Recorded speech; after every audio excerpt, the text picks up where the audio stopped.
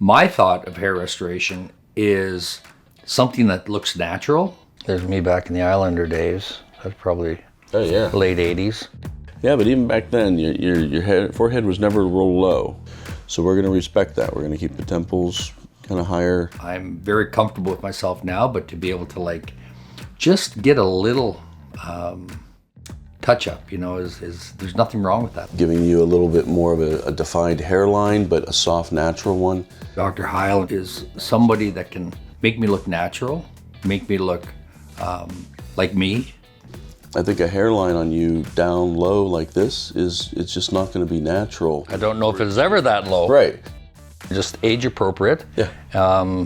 Just fill it in, make it look a little fuller, it'd be great. Yeah, bring you back. Talking to Dr. Heil just really made that final decision to go forward and get it done now.